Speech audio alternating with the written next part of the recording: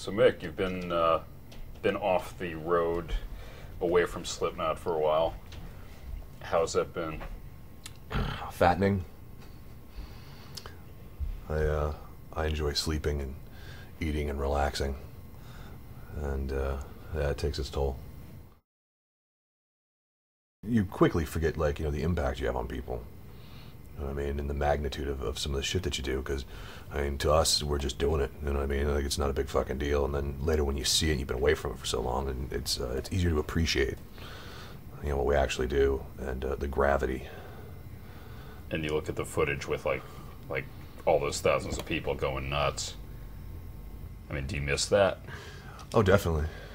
Definitely. I mean, I like my quiet time, and I like to be left the fuck alone, but, my God, it's fun to be able to do that too. You know what I mean? It's like it's two radically different lives. And that's what's cool. Is like I can go away from all the noise and the bullshit and people and whatever, and just go kind of hibernate for a while, and then I can go right back to it. So it's rather convenient for me, actually. Really? I fucking love it.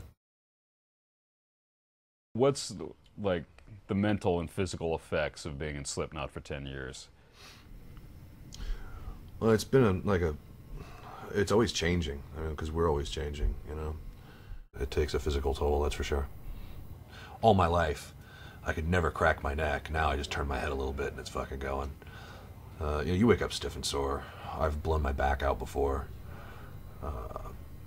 Pinched sciatic nerve. We were on tour, so for a few months I could barely walk. I will not be defeated. You know what I mean? I don't give a fuck if it hurts. I'm going to go out there and in fact, when things start to hurt, I just do it more. I'm like, fucking, like, that's not too much. That's not more than you can take. And just to prove it, here's this. Right. I'll do it harder. And then later I'm like, Jesus Christ, why did I do that? There's always been a lot of anger and rage and hatred in Slipknot's music. How much of that comes from you? Life pretty much sucks, no matter where you are, no matter who you are. You know what I mean? Like, you don't have to look very far to find some sort of fucking injustice or wrong that shouldn't be taking place, and that shit pisses me off. I say what I think, and I mean what I say, and that's often unpopular. My attitude is at least I'm fucking honest. I'm not gonna bullshit you. I'm gonna tell you exactly what I think and exactly why I think it, and whether you like it or not is another fucking story. And I wish people would be that way with me. Yeah. I mean, you kind of have to take everything anyone says, in life with a grain of salt, because no one's going to just come out and fucking tell you exactly what they think. I will. Many of us have fairly strong personalities, and when you mix some ego and some strong personality and also, when you're put into a situation where you got to be around the same people all the fucking time, you're gonna end up, getting sick of each other. You're gonna have little idiosyncrasies that start fucking grating on your nerves. Right. Where something with casual fucking, contact, no big deal. But when you're forced to live on a fucking metal tube with someone for months on end, that fucking little thing where they pick their nose and flick it out on the fucking bus floor, then out of their bunk, will start to piss you off after a while. But, that's why I'm a total advocate of give us a couple months on the road, give us about a month home. Go back out, come back home for enough to settle in and whatever, and then any sort of stupid little differences you may have had are erased. Right. And you're back to being good friends again. It never really gets tense, really. Really? No, No, I mean, I don't really even yell much. No, we're pretty fucking civil, you know what I mean? And we all have a respect for each other, and it's, there's certain things you just don't do. Yeah. Fucking yell and name call and that kind of shit really doesn't further anyone's cause. So, we're sort of mature. I end up in a position to, meet a lot of people that I wouldn't necessarily meet otherwise. I mean, I'm good friends with most of my favorite bands. Makes it tough. Tough to really trust anybody. Right. You can always be the novelty friend. You know what I mean? So it's, I do a lot of, I keep people at a distance for the most part.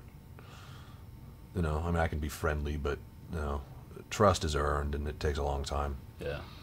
Because most people are fucking bullshit and after something anyway. And so, I don't fucking waste my time. I spend a lot of time at home. I don't go out much. The neighbors are scared of me. When you're headlining your own shows, you know, and you've got just mad amounts of people, you know, when you're in a fucking arena, it's like, how the hell did this happen? That's a lot of motherfuckers. Like, I'm too inconvenienced to even go bother with parking at a show that size. Like, 15,000 people, that's a traffic jam. I'm going to stay home and masturbate. Like, these people actually got out of their fucking house and came down to see us. Holy shit. Huge advocate of masturbating.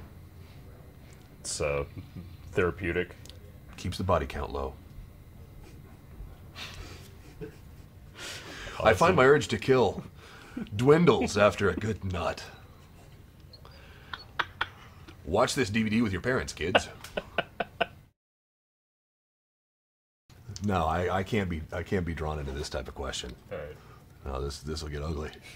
I always end up saying funny, sarcastic shit, and someone ends up pissed off.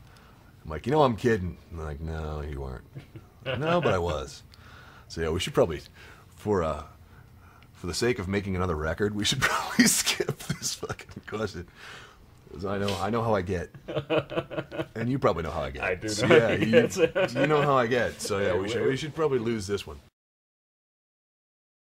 Any message to the fans? I always get in trouble when I do this.